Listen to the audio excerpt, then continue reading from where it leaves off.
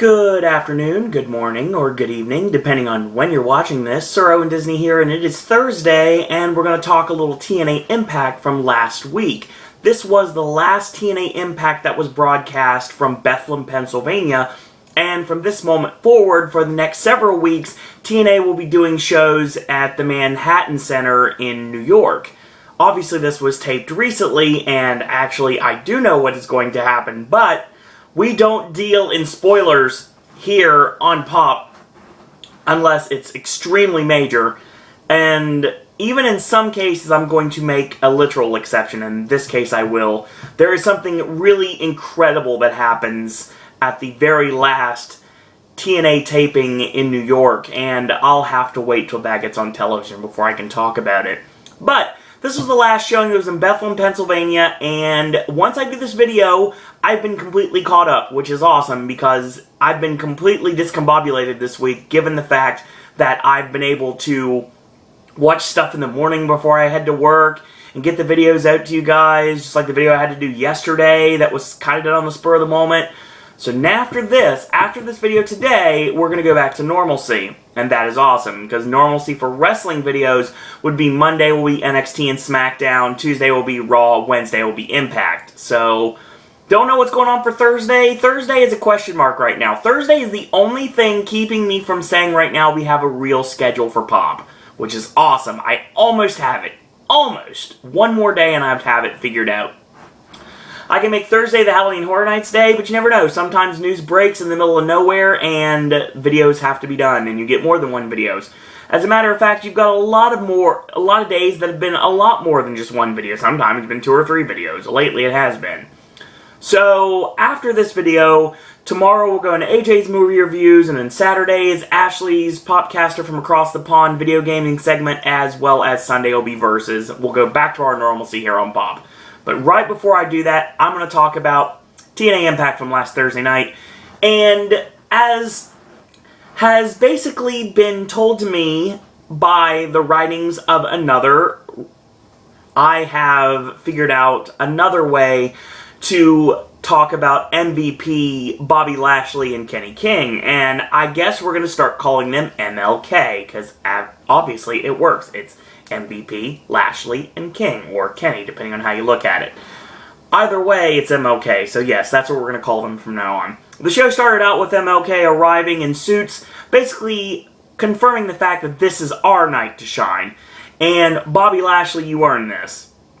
Be careful saying that word. You earned it. Got Penn Jillette fired on The Celebrity Apprentice. Anything's possible.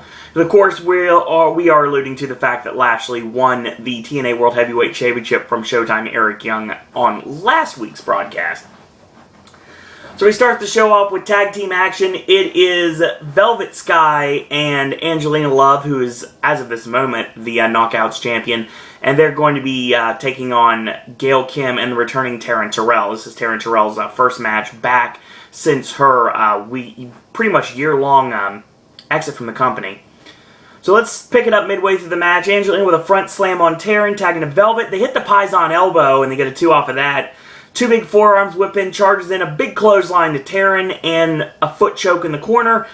Boots her in the corner, and brings her out of the corner the hard way, and stack up pin, 1-2, and a kick out. Taryn comes off the ropes, boot in, kick to the face, and catches the neck breaker off the ropes, does Velvet 1-2, Taryn Terrell kicks out. Halo chinlock is applied, and a knee in the lower back for good measure to keep her down. She flips her forward, and double hair pull takedown, both ladies are down. Tagging to Velvet, hot tagging to Gail, comes in, ducks the clothesline, shoulder block, back elbow, clothesline off the ropes, whip in, charges in with a high cross body in the corner, and of course that's Gail's, one of her signature maneuvers. Slingshot over, lands on her into a roll-up, 1-2, and a kick-out. Ducks the clothesline, swinging neck breaker connects. Velvet makes a save before the 3. Taryn with a flying body press on both Velvet Sky and Angelina Love, and this allows for Angelina to be victimized by Eat Defeat, 1-2-3, and Gail Kim and Taryn Terrell win this opening contest. I really enjoyed this. I like the Beautiful People. I think they are a great cohesive unit, and they're just the bad girls. They're the mean girls. I just really like the gimmick a lot. And Taryn Terrell has done so many great matches in TNA. with Gail Kim, mind you. So it makes sense that they would be a tag team, given the fact that Gail is now a babyface. So yeah, I don't have an issue with this. I thought it was really well done. Great match to kick off the show. Great ladies match to kick off the show. We get our announcement as of a video that Bound for Glory is coming October 12th to Tokyo, Japan. That's right, the land of the rising sun is going to be hosting Bound for Glory this year. Really awesome idea for TNA to have a pay-per-view overseas. I thought that if they were going to do an overseas pay-per-view, that would mean that they would be doing it in the United Kingdom, which makes complete sense. And I think if Bound for Glory goes fine, I do think that we see Slammiversary or Bound for Glory in 2015 easily in the United Kingdom, where TNA is the greatest thing in the world. So Dixie's walking with Atlas Security, and she confirms that, yes, tonight's going to be a great night to be her. So MK comes out in this case. So in this case, it is MVP and Kenny King. They come out without Lashley, and they got a couple women on their arms. Obviously, they're coming dressed to the nines, as they always do. Lashley gets brought out by MVP. He has another lady on his arm, and of course, wearing the aforementioned TNA World Heavyweight Championship. It's official. I've regained my power because Bobby Lashley is now your champion. Not as quickly as I'd like it to be, but officially the world is ours. Yes, MVP is now throwing out the Scarface references. So Eric Young comes out with his arm in a sling, courtesy of the beating he withstood from MLK last week on Impact. He says, "I'm not going anywhere. You can't fight City Hall, they say, but I'm looking to tear it down." So EY runs down the ramp, gets attacked by MLK, and out of nowhere, here comes Bobby Roode out of the crowd. He jumps the barricade, and he hits Kenny King with the crutch, and basically that sends them to powder, because Kenny King is the scapegoat here. He's the only one that eats the beatings, and Lashley and MVP run for the hills. We come back from commercial break, and we get a nice little promo from Bobby Roode, very heartfelt promo, talking about his best friend, one of his best friends in the wrestling business, and that's Eric Young. He says he's known Eric for 20 years, and they've had their ups and downs. Common bond is they both signed on the same day their contract with Impact Wrestling. They've helped to build TNA from the ground up, and they both love professional wrestling. They have the love, the desire, and the passion to wrestle. MVP took it away with all his BS, suspension, because obviously, while I was away for a bit, MVP did suspend Bobby Roode, and that's the reason he had to jump out of the crowd. While this was going on, EY fought with honor and respect. And Bobby Roode is here to say that the games are over. It's time to get the company back for everyone. The boys in the back who bust their ass every single night just for the love of professional wrestling. And you know what? I'm back. And if you want to fire me, that's fine. Why don't you come and do it to my face? MVP gets in the ring. Of course, he's still sporting the torn meniscus, so he's still on crutches. He says, "You know what? I just want this to be civil, Bobby. We're going to do this way. You know what? You made a big mistake, though. Bear in mind, for every action, there's a reaction. And I'm still the director of wrestling operations of TNA. And you are officially," he's about ready to fire Bobby Roode, and here comes a suit that kind of looks like Darryl Waltrip. He comes out, and his name is Earl Solomon Armstrong, and apparently he represents the board of directors. He says that MVP has abused his power for the last time, and he's taking the power away. So MVP has now been stripped of the Director of Wrestling Operations title, and it will be given to someone else at the end of the evening. So Bobby says, "You know what? So what you're telling me right now is he can't do anything to me?" So what he does is what anybody would do in this situation. He punches MVP in the face and leaves him laying. So, really interesting way to start it off, and MVP has been stripped of his power, and the power will lie with someone else by the end of the evening. Will it be Dixie Carter? We'll find out sooner rather than later. So we see the menagerie in the back, and they need money, because apparently there's a debt they have to pay, and the guy that has the debt at them threatened to take the family business, which obviously is the carnival. Being a champion equals cash, so Crazy Steve, you're in tonight to try to take the X Division Championship off Sonata. The Bromans show up, in this case, DJ Z and Jesse Goddard. So of course, Robbie E. is filming The Amazing Race, or was at this time filming The Amazing Race with his real-life girlfriend, Brooke Adams, or Brooke Tessmacher, depending on how you're looking at it. DJZ basically says, I speak his language. You speak Japanese? No, I speak strong style. And Manic comes in all looking like TJ Perkins if he has no mask on, and he says, DJZ, more like DJ Crayola, and Zima says, you know what, put your mask back on.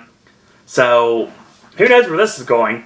Obviously, everyone here wants a piece of Sonata in the X Division Championship. Will they get that? We'll find out sooner rather than later. Dixie is really happy talking to Rockstar Spud, and Dixie says, get the champagne bottle ready because we're going to celebrate. I'm going to get my company back. Is Dixie really going to get back in charge? We're about to find out.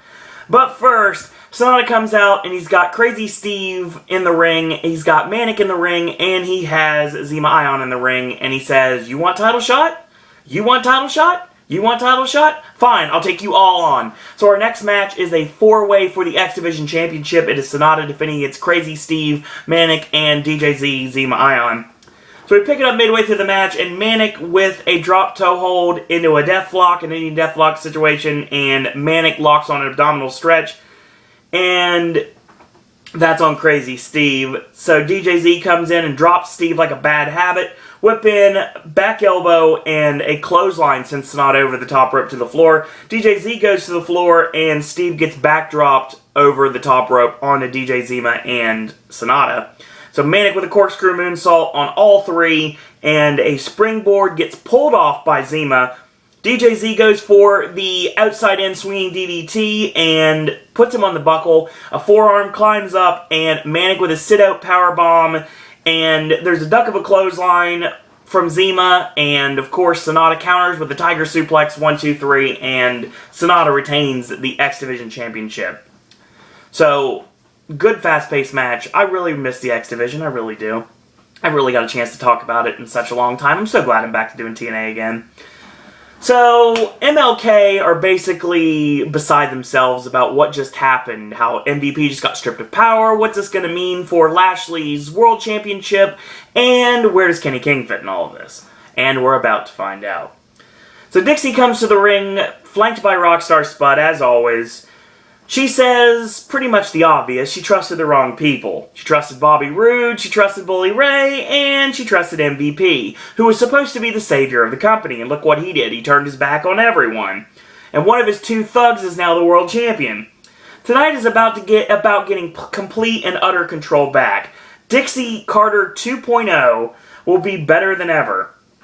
So, of course, Armstrong comes out yet again, and basically, she kind of tries to butter him up, and he's like, I'm a board of directors, ma'am. Are you trying to bribe me? And, of course, he has the personality of a door. So, just like what you'd expect a board of directors suit and tie to have, and they play it to the T. Miss Carter, thank you for the kind words, but we have a bit of a misunderstanding here. You're not the new director. No, that person will be announced later tonight, and they've been asked to remain secret until they want to reveal who they are. So Dixie throws a fit. She throws a Johnny tantrum. She says, no one is going to tell me I'm not in control. Over her dead body. Of course, we know what that means. If you watch Slammiversary, here comes Bully Ray. And Bully says, let me explain what's about to happen. First, I'm going to kick Rockstar Spud in the face. Then I'm going to drink your champagne, and then you know what's next, pointing to, obviously, the table that is now sitting in the ring. Dixie begs Bully to listen. She'll buy him again. Of course, Bully can be bought and sold, apparently. But, you know what? What's it going to take? How about I give you, I don't know, $200,000? And Bully's like, did you just offer me $200,000 not to put you through a table? That's a lot of money. I could take the money, or I could put you through a table. Money, table. Money, table. He weighs the options for a minute. He's like, you know what? I think I'm just going to put you through a table. And the fans go nuts for it. Ethan Carter III comes in. He gets tossed out. Eats the big boot. Does Rockstar Spud when he tries to get involved. Bully picks Dixie up in an over-the-shoulder power slam. And Spud shoves the table over in a manic way to make sure that Dixie is saved from any sort of table in her future. And EC3 takes this time to pull Dixie to safety. So, that's the end of that. We get our next match of the evening as Cowboy James Storm taking on Mr. Anderson, and we pick it up midway through. Storm with a neck breaker off the ropes, gets a 2 off of that. Big right hand whip in, charges in, and he gets the boots up. A big clothesline is caught into the spinning neck breaker by Anderson, and Storm stops any momentum Anderson has with an eye poke to the face. Or that's kind of a redundant statement, but he pokes him in the eye. An elbow, big right hands, whip in reverse, and a clothesline off the ropes. The Green Bay plunge connects, 1-2, and Storm kicks out. And Storm ends up hitting closing time on Anderson and right into the backstabber, and that gets a 2 off of that. Ducks the last call, and the mic check is countered, and last call finishes off Mr. Anderson, 1-2-3. A decent back and forth match between these two. I always thought that James Storm was going to be huge in TNA. Obviously, he's the last man standing in the company from day one. From the first ever TNA show, Cowboy James Storm is the last man left. And now he's by himself, obviously, when it comes to longevity in the company. So yeah, I really wanted to see TNA build around James Storm, and I think they will again. I just don't know when. James Storm kind of teetering on the line of face and heel right now, so it could work either way.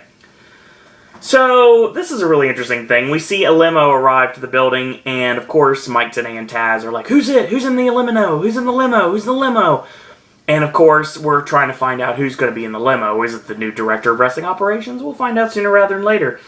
And here comes Gunner in a pre-taped segment. He shows up to the asylum that Sam Shaw is now in, apparently. And he basically gives Samuel Shaw the good news that he is allowed to be released to Gunner's care. And they shake hands rather reluctantly. So apparently, Gunner and Samuel Shaw are going to work together now. I was gone when Samuel Shaw got committed, so back when this day was going on, he was still doing the Dexter Steeds with Christy Hemme. Now he's kind of in an insane asylum, so who knows what's going to happen. We're going to see a rehabilitated Samuel Shaw in TNA soon with Gunner, who I still don't like. So, James Storm shows up and he talks to Sonata and he says, are you willing to be the World Heavyweight Champion? Obviously, Austin Aries created Option C, and at Destination X, the X Division Champion has the right to give up the X Division Championship for a title opportunity at the TNA World Heavyweight Championship. So James Storm is kind of telling Sonata what is coming his way. That's a lot of pressure to try to be the World Heavyweight Champion. You know what? If you lose, if you choke... So Storm just browbeats Sonata over and over again. It's like Sonata finally snaps into it, and he has the complete attention of Sonata, does James Storm. He's like, I know you better than you think. I know a lot more than you think I do. Good luck, buddy. Don't choke. It's going to be interesting to see what we get from this. I'm not sure. Actually, I do know where this is going, and I can't talk about it this week. I can talk about it next week. So, yeah. So out of nowhere, EC3 is talking on the phone, and Tommy Dreamer comes out and just beats the daylights out of him. He's wearing his House of Hardcore jacket. He jumps him in the back, and he rams him in the head with a garbage can, one of those plastic Rubbermaid trash cans. And then he drops a chair. Not a folding chair, but a chair like this, but not really a chair like this, more like a bar stool type of chair, like a high-top chair you would have at like an Applebee's. So that happens. So they fight on the ramp, finally. And he hits him in the trash can with the head, and he dumps the contents of the garbage onto EC3's prone body laying on the ramp. So he rolls down the ramp, and he chokes him with his jacket, does Dreamer, and he gets stopped with a kick downstairs. He slams Dreamer on the ramp. He pulls up the protective mats around ringside, a boot in the midsection, going for the 1%er, and he gets countered, a backdrop suplex on the concrete by Dreamer. So EC3 sends Dreamer into the steps, and Dreamer sends EC3 knees first into the steps, like double him over. So he chairs him in the ribs, and he posts Dreamer. They get back in the ring and whip in, and a clothesline out of the corner explodes Dreamer. He pounds away, and he's beating him in the head viciously, and then he bites him right on the top of the head. And here comes Al Snow out of nowhere, and he separates the two so EC3 can bomb out, and Dreamer leaves. So interesting where we're going with this. I like this. This was a nice little brawl between these two. And EC3, I've been saying since day one, is somebody that I have a lot of faith that TNA is going to have a lot of faith making him a cornerstone of the company. And I think that that's the right direction to go. And I like this feud with Tommy Dreamer. And it really shows a different side of EC3 we haven't seen yet so far. but he gets all he wants in this. So MLK are trying to get into the limo, and of course they're getting rebuffed at every turn. And who's in the limo? No one's in there right now. So obviously the man or woman that is now in charge of wrestling operations for TNA Impact is going to be making their official presence known very soon. But not before your main event of the evening. It is Monsters Ball. It is Abyss and Willow taking on Bram and Magnus. This match was all over the place. Bram handcuffs Magnus to the guardrail, and Magnus hits Willow with a chair, and then Bram does the same, and then Magnus ends up making a cover. He only gets a 1 off of that, makes a cover again, hooks the leg, gets a 2 off of that. So Bram grabs a Singapore cane and nails Willow over and over again.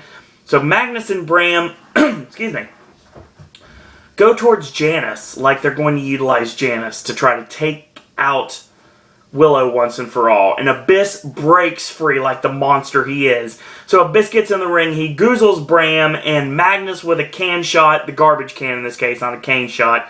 And Willow grabs a Singapore cane, and he wears out both Bram and Magnus with the Singapore cane. Twist of Fate on Magnus, Twist of Fate on Bram. He goes up top, and Magnus does Smash Mouth, knocks Willow right in the face with the steel chair, causing him to fall off the top rope and go through a barbed wire board that is placed very so precariously between the ring apron and the guardrail. It was a brutal spot, and Willow was stuck in barbed wire, obviously, after it was over. So that was insanity right there. So Abyss grabs the bag, and of course we know that the bag means one thing and one thing only, and that is the fact that we're going to have some nice little things that are in the ring, some little shiny things, some shiny objects, this time being a lot of thumbtacks. So he spreads them out like he always does. He goozles Magnus. Magnus kicks him in the midsection. Actually, it was probably the low. He probably kicked him in the nuts, to be honest. Magnus grabs Janice, and it gets countered, and Magnus gets grabbed by Abyss and choke slammed on the thumbtacks. So Magnus is down, rolling around in sheer agony from being having the thumbtacks lodged in his back and in his arms. So Bram grabs Janice out of this distraction and nails Abyss in the midsection. Abyss drops like he's gotten shot. 1, 2, 3, and Bram and Magnus win this. Really great hardcore brawl between these 4 men. I like this a lot. I wasn't sure about the Willow character in TNA, but it's actually somewhat kind of grown on me, and I really think that it's going to be interesting to see when Jeff Hardy does return. I know for a fact he does. As a matter of fact, I think he returns on Impact tonight, to be honest, but I'm not sure. So it has officially made the announcement that the new Director of Wrestling Operations for TNA Impact is Kurt Angle. And Angle comes out, he says he's done everything in the ring and now he's going to give back to all the fans. So MLK come out and they want to rebut this and says, you know what, Kurt, have you come to terms with all of your demons? MLK don't take orders, of course. I'll end this before it even begins. And Angle goes all Ric Flair when he has any sort of power, and he says, you know what, if you touch me, I'll fire all of you. And the only thing missing was him elbow dropping the canvas, getting down to his boxers, and wooing incessantly. I'm the freaking boss. Yes, he is. So next week, Bobby Lashley, you will defend the TNA World Heavyweight Championship against Showtime Eric Young, the man you screwed out of the championship. So Eric Young comes out with the arm in the sling, which I'm not exactly sure why, because he took the arm out of the sling the first time when he did the run-in. I don't know why he did it again. Continuity, gotta love it. And, by the way, I just reinstated Bobby Roode. So, EY and Bobby Roode charge the ring, they attack Lashley and Kenny King, and that's how we go home on Impact from last week. Good show. TNA is becoming much must-watch television again, and I'm really interested to see what's going to happen on the actual broadcast of Impact. There's a lot of things that are going to happen tonight on Impact that I'm really excited about. It's the return of the six-sided ring. It's New York in the Manhattan Center, which is the former home of the original tapings of Monday Night Raw in 1993. And it's a place that ECW and Ring of Honor have both utilized in the past. It's the ballroom of the Manhattan Center. And this is a ruckus crowd from what I've heard. So obviously this is going to be a really awesome sight to see when this crowd really gets into this action. So I'm very looking forward to this. And all the awesome things that happen on these 3 tapings that I'm really excited for. Plus, Destination X is coming, and that's the Hardy Boys against the Wolves for the TNA World Tag Team Championship. So yeah, that's coming soon. So yeah, I'm really looking forward to this, and really looking forward to see what happens with the Impact tapings out of New York. I did read them, but I kind of just footnoted them to put them out of my mind, so I was able to go into it with fresh eyes. What I'd recommend on this show, you know what, beautiful people, and Gail Kim and Taryn Terrell was good, and I would recommend the four-way with Sonata, Crazy Steve, Manic, and DJ Zima Ion. I would definitely recommend the main event for sure, Willow and Abyss versus Bram and Magnus, if you're like hardcore wrestling. If you like hardcore wrestling, the show was very much for you, and I definitely would check out the Tommy Dreamer and EC3 fight. That was pretty awesome. Anderson and James Storm, I've seen better matches between the two, but it was okay for what it was, and that was Impact for this week. So yeah, I'm now officially caught up, finally. So, TNA will return this coming Wednesday to Pop, and I promise you right now, TNA will return Wednesday to Pop. So I'm looking forward to that. And wrestling fans, you can join me on Monday for NXT and SmackDown, and we're going to do Raw on Tuesday night. Wednesday is Impact. Thursday is up in the air. But for the rest of the weekend, obviously, we have this video from Thursday and Friday. Tomorrow, we got AJ's movie reviews. We're going to be talking about Deliver Us from Evil, Tammy, as well as Earth to Echo, and a few limited releases. And, you know, we got Locke finally. So Locke is coming to Pop, not this video, but next week.